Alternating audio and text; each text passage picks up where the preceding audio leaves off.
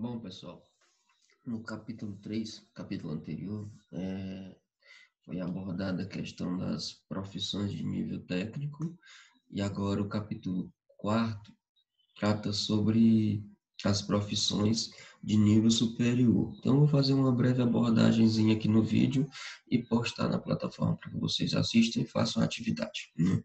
Conta aqui as abordagens preliminares, explicando que as profissões de nível superior no Brasil são oferecidos cursos através das instituições de ensino superior.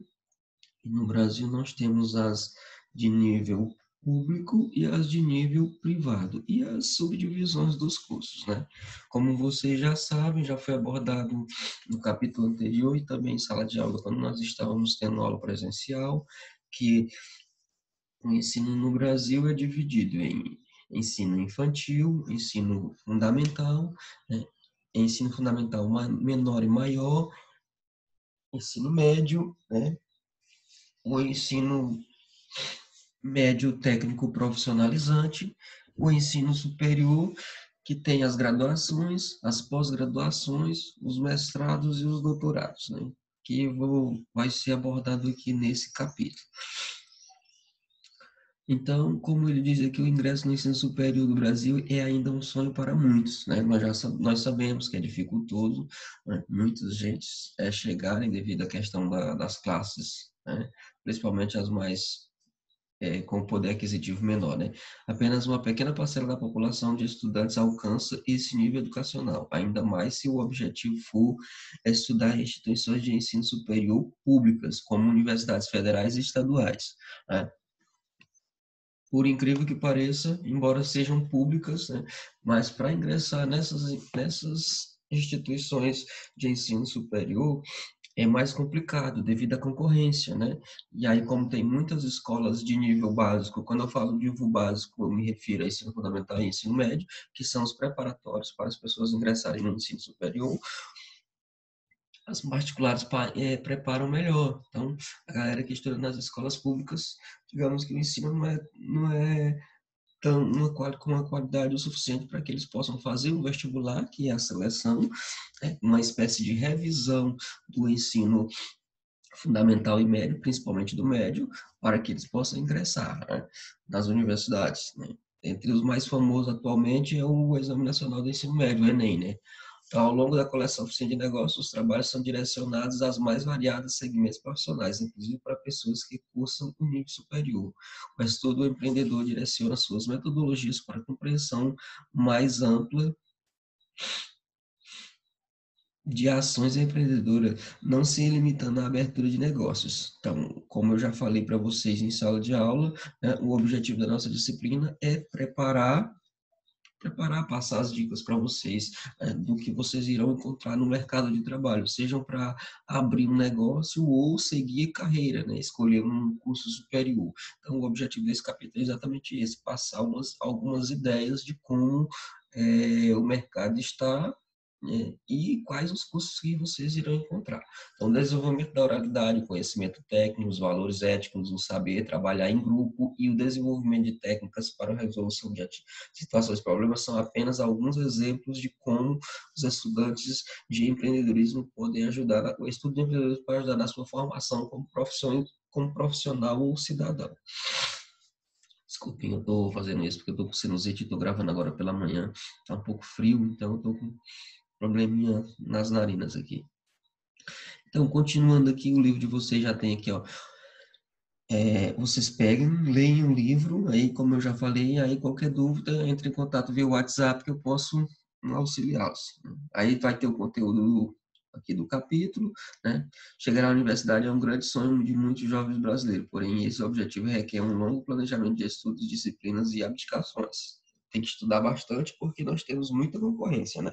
Já foi anteriormente abordado aqui no material que as instituições estão aí oferecendo as vagas delas, né, a maioria, as públicas, mas tem a questão de se preparar muito, porque a concorrência é muito alta, né, a não ser que vai estudar nas particulares, não nas faculdades, que é o que iremos abordar aqui na frente, né?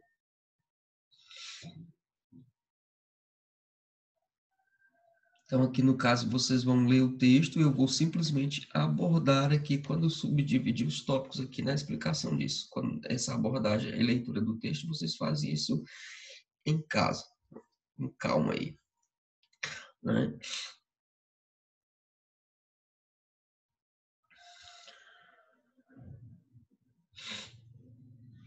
Ó, nós temos no Brasil, vou abordar aqui essa parte, nós temos a Lei de Diretrizes e Bases da Educação Nacional, que prevê uma série de finalidades para a educação superior, que podemos resumir a seguir.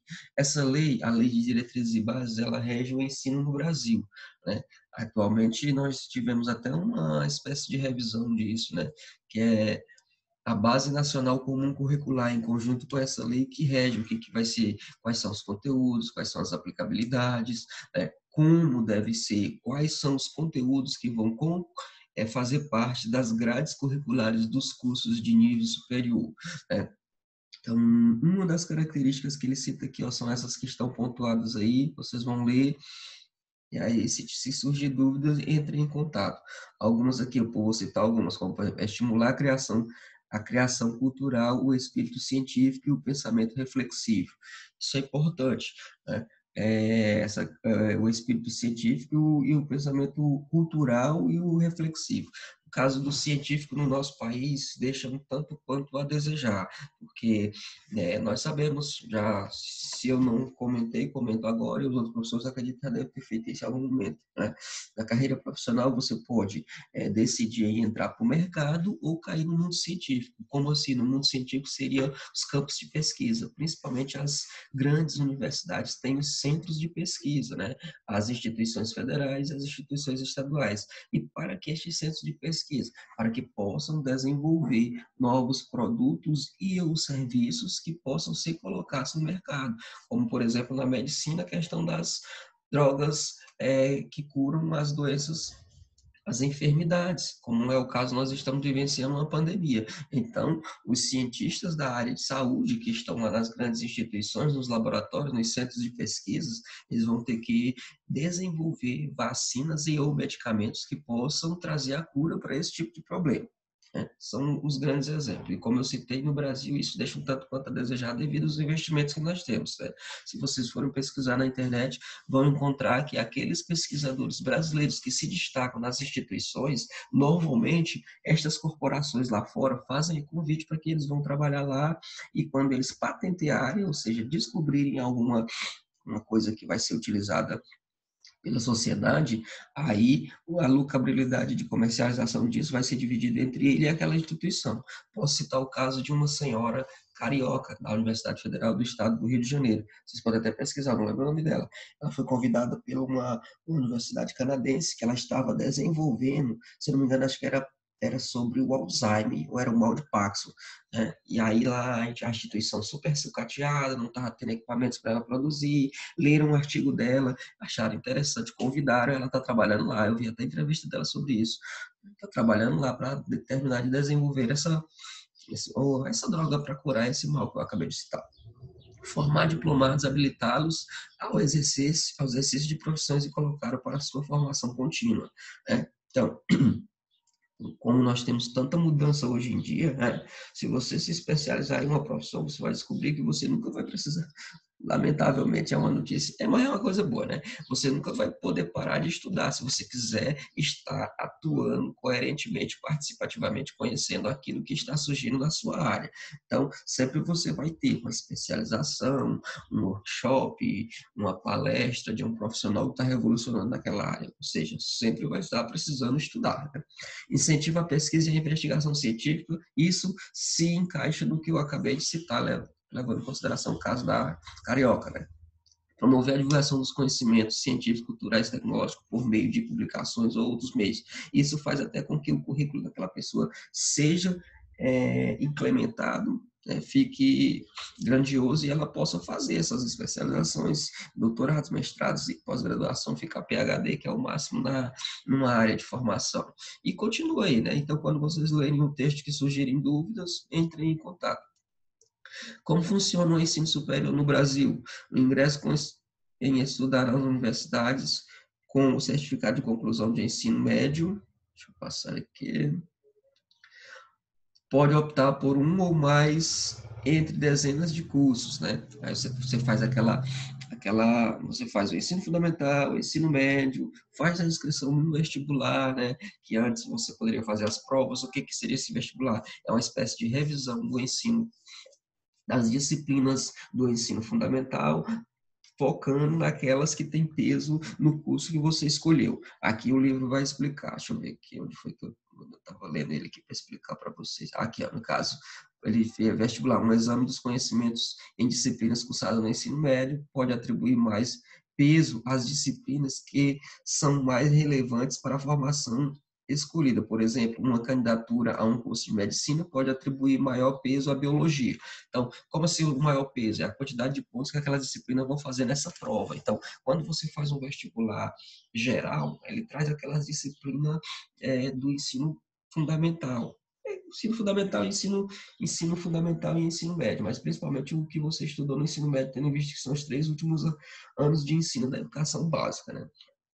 Então, aí na hora de compor a pontuação dessa prova, as disciplinas que têm um peso maior na grade curricular daquele curso que você escolheu, medicina, ele citou biologia, da área de exato, como matemática, física e etc., vão ser as disciplinas relacionadas a cálculo, matemática, né? E na questão de humanas, né, que lida mais com português e tudo mais, lidar com pessoas, né, então vai ser mais aqui a parte do português, literatura, enfim, né, é mais ou menos nesse sentido, né. Nós temos o Enem, que já faz uma abordagem geral, mais, digamos assim, levando em consideração as relações do dia a dia, do cotidiano, né, com uma certa, que é o que ele vai falar aqui, ó, né? E essa questão de avaliação seriada como um vestibular, que era um vestibular que as instituições, devido que as instituições faziam, levando em consideração o ensino médio, do primeiro ano, do segundo ano, terceiro ano, né? Mas, devido a essa abordagem do Enem ter crescido tanto, né, já que inclusive o Enem já é baseado com uma coisa que acontece com os norte-americanos, né, já ele está sendo um dos maiores atualmente, né, mas ainda existem aqueles vestibulares das outras instituições, né. Inclusive esse seriado aí, digamos assim, que o SISU, vocês vão pesquisar depois, seja uma coisa mais similar com ele atualmente, né. Continuando aqui, os cursos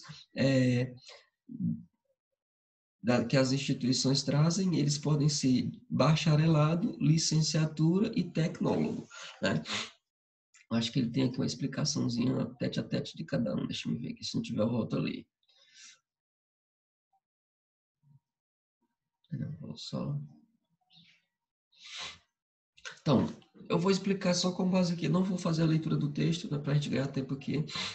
Eu vou explicar rapidamente aqui. O bacharelado habilita o profissional a atuar de mercado amplo, de maneira ampla no mercado ou na área acadêmica, mas ele é mais indicado para o mercado de trabalho, né? Para o cara que é bacharel, quando ele termina a graduação, digamos que ele já está preparado para atuar no mercado de trabalho, seja um analista de sistema, seja um administrador, seja um médico, seja um advogado, enfim, né? Já o licenciado, ou seja, a licenciatura, já forma profissionais para atuarem como docentes, professores, né? Então, quando você vê licenciatura, é licenciar, a preparar a pessoa para atuar no mercado. E, normalmente, esses cursos têm, em média, a duração de 4 anos, mas tem alguns que, dependendo da grade curricular, podem ter 4, 5, até 6 anos, né, no mercado brasileiro, né? E os tecnológicos ou tecnólogos, né, são cursos com a carga horária reduzida, focada especificamente em uma determinada sub-área dentro daquela área. O exemplo que ele usa aqui é a administração. Por exemplo, né, o curso de administração de nível superior, seja bacharelado, é de 4 anos no mínimo, 4 anos e meio, né? Para você atuar em gestão de pessoas, marketing, finanças, e etc, né? Agora, se você quer fazer especificamente em uma sub-área dessa, por exemplo, em marketing, finanças ou gestão de pessoas, dentro da área de administração, ele vai ter uma média de duração aí de 2 anos, que são os cursos tecnólogos no mercado brasileiro, similares aos cursos técnicos profissionalizantes, né? Só que eles têm a qualidade de serem diferenciados porque são considerados de nível superior. Tudo bem? Continuando aqui, agora nós iremos abordar como é que essas instituições de ensino superior são classificadas no Brasil. Nós temos aqui as universidades. Então, as universidades são instituições de nível superior que ofertam necessariamente e de forma indissociável ensino, pesquisa e extensão, serviço à comunidade. Ou seja, ao invés de ler, eu vou explicar. As universidades, como o nome já diz, é um universo que abrange N formas de cursos, né? Então, elas precisam ter uma grade curricular grandiosa, um centro universitário, né? Alguém aqui que já, vocês podem até pesquisar no tio Google aí, né? No Google Maps, o campus universitário da Universidade Federal em Teresina, por exemplo. É uma coisa gigantesca. Então, nós temos o Centro de Ciências da Natureza, temos de exatas, né, da saúde, de tecnologia e por aí vai, né, de física, química. Então, nós tem os grandes centros lá, vai ter as graduações, vai ter as pós-graduações, vai ter os mestrados, vai ter os doutorados e os centros de pesquisa. Então, essas aí são as consideradas as universidades, que fornecem serviço amplo para formar tanto profissionais para o mercado de trabalho quanto para o meio científico, né? E assim como também desenvolver produtos que possam vir a ingressar no mercado. Tem até a questão desses intercâmbios uma com outra, né? Inclusive as brasileiras têm com outras da Europa, nos Estados Unidos, Canadá e etc, né? Que os estudantes passam a vivenciar com as culturas dos outros lugares para que aquilo possa acoplar a carreira destes profissionais, né? Contemplar a carreira desses profissionais, melhor dizendo, né? Elas possuem autonomia, o que significa que não dependem da autorização do Ministério da Educação para a criação de novos cursos. Além disso, para ser considerado universidade, uma instituição de ensino superior precisa ter pelo menos um terço do seu corpo docente com um título de mestrado ou doutorado, ou seja, os profissionais que estão atuando, lecionando lá, um terço deles precisam ter mestrado e doutorado, que é digamos assim, um ápice da carreira desses profissionais, né? Mas também as pessoas podem ser simplesmente especialistas e lecionarem no nível superior, né? Não sei se eu já falei para você, mas acho que já, né? De lá para cá, quando eu fiz o ensino fundamental, fiz o ensino médio, depois fiz pedagogia de nível profissionalizante, era superior, mas profissionalizante era chamado pedagógico, né? Aí depois fiz um curso superior, bacharelado em sistema de informação, na área de informática. Depois, anos depois, fiz um curso superior na área de administração e também tem uma pós-graduação. Não é um mestrado, é só uma pós-graduação, ou seja, não vai dizer pós as graduações que eu já fiz, uma especialização na área de gestão escolar e de docência do ensino superior. Eu sou de docência até o ensino superior, no caso. Então, eu sou especializado para ser sofredor, no caso, né? Ops, professor, né? Então, é nesse sentido. É, aí, deixa eu ver aqui, mestrado e doutorado, com título, mestrado e doutorado, além de oferecer, no mínimo, 4 programas de pós-graduação, escrito censo sobre os tipos de pós-graduação, falaremos mais adiante. No caso, ele vai abordar aqui. Então, essa questão das graduações. Aqui na imagem tem um centro, a parte de geociências da USP, né, em São Paulo, que é uma das grandiosas aí. No livro vocês têm uma tabelinha que vocês vão ver quais são as maiores atualmente na América Latina. Então, dê uma olhadinha. Aí vai vir os centros, aí vem lá das universidades, falaremos agora um pouco sobre os centros universitários. Assim como acontece com as universidades, os centros universitários também possuem graduações em várias áreas do conhecimento, tendo inclusive autonomia para a criação de novos cursos. No entanto, são espaços que desenvolvem obrigatoriamente atividades de pesquisa e extensão. Além disso, é exigido a titulação de mestrado ou doutorado de um terço do docente, mas o regime de trabalho integral só é exigido de um quinto desta equipe. Também possui uma menor exigência com relação a ofertas de pós-graduação, de programas de pós-graduação. Então, as universidades no Brasil, devido ao poder aquisitivo da população não ser tão grandioso, a maioria delas que tem esses grandes centros e um campus universitário são as universidades públicas, principalmente as federais, no caso, Universidade Federal do Piauí, do estado vizinho aí, o Maranhão, Ceará e por aí vai, né?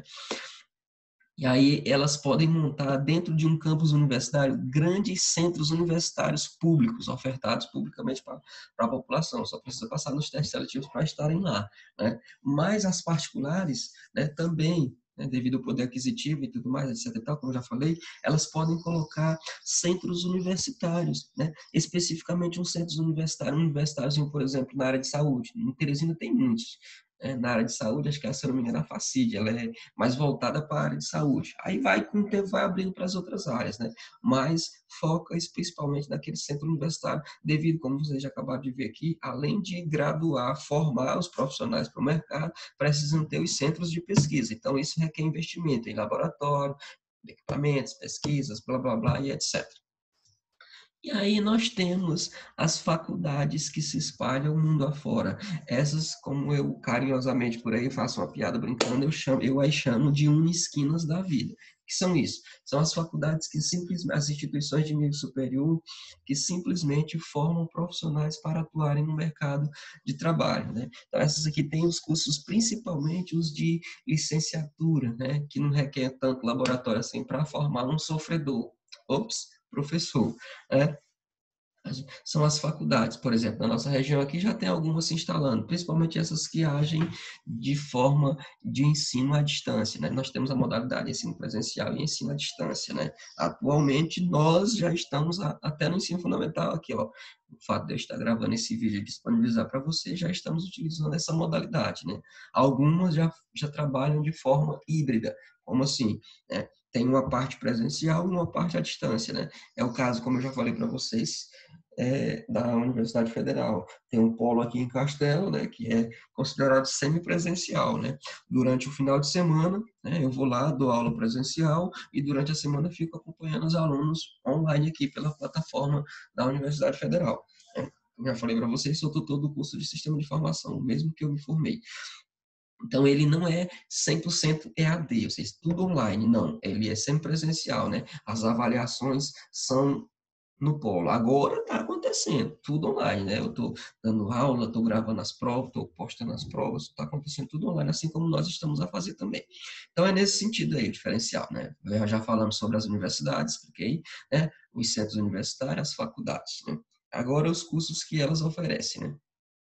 Essas aqui, as faculdades, elas vão no máximo a cursos de bacharelado e licenciatura daqueles que não precisam de laboratório, porque tem alguns que precisam de laboratório, como, por exemplo, medicina, química e por aí vai. Tanto é que se você for analisar, essas que se instalam, que saem se espalhando pelo interior do país, raramente oferecem medicina ou química, até matemática às vezes, porque é uma área de exata com um grauzinho de dificuldade, né? Se vocês pesquisarem, essas que estão instaladas por aqui, estão oferecendo aí as unisquinas da vida que aparecem em Castelo, as particulares, estão oferecendo pedagogia, serviço social. Não estou dizendo que essas áreas não são importantes para o mercado. Sim, elas são necessárias, afinal de contas, precisamos de professores, precisamos de pessoas que lidam com essas questão dos serviços sociais, principalmente devido à questão econômica, que as pessoas precisam de auxílio para esses programas do governo, mas não sabem utilizar. E por aí nesse sentido, né? Então, no país existem dois tipos de cursos de pós-graduação. São os cursos lato sensu, como as especializações, ou as especializações e o estricto sensu, que são os mestrados acadêmicos, mestrados profissionais e os doutorados. Então, quando falar em lato sensu, é pós-graduação de especialização. Então, eu posso dizer que a pós-graduação que eu fiz, ela se encaixa em lato sensu, porque eu fiz uma especialização na área de docência, né?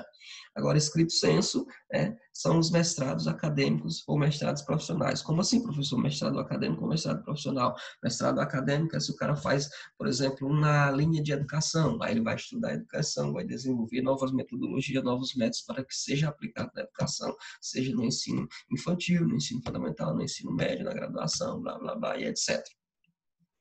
E o mestrado profissional é aquele que vai preparar o cara para ele já atuar diretamente no mercado de trabalho, nas indústrias, nas corporações. Né? Aqui na nossa região já nós temos, no Nordeste falo, né?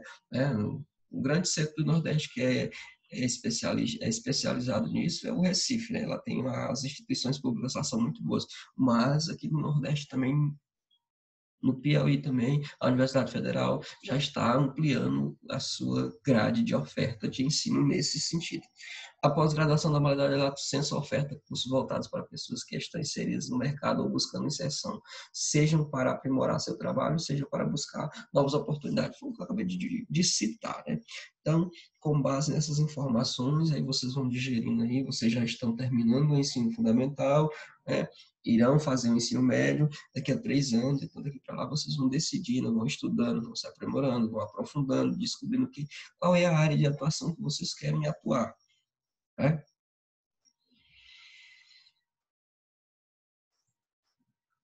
Aqui ele vai dar detalhes disso, mas eu já falei, né, um pouquinho sobre isso. Né? É o mestrado acadêmico profissional, já falei sobre lato sensu, escrito sensu, né? Tem um órgão no Brasil que é chamado de Coordenação de Aperfeiçoamento de Pessoal de Nível Superior, que é o CAPES, que rege as regras de funcionamento dessas instituições. Né? Por exemplo, no meu caso, eu sou regido eu sou bolsista, no caso, o pagamento que eu recebo para atuar como professor na Universidade Federal do Piauí é uma seleção feita pela CAPES. Eu sou bolsista desta instituição aí, que é ligada ao governo federal. Vocês podem pesquisar, tem sites na internet aí a respeito disso, né?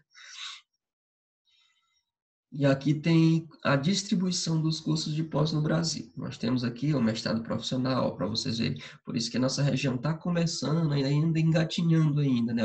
Porque o Nordeste aqui está na terceira posição, né? No mestrado profissional, mestrado acadêmico, né? Ainda ganhamos do Norte e do Nordeste, mas acredito eu que é porque lá tem muita floresta, né? Mas aqui daria para estar muito mais, né? O melhor, aí como vocês podem ver, é o Sudeste, né?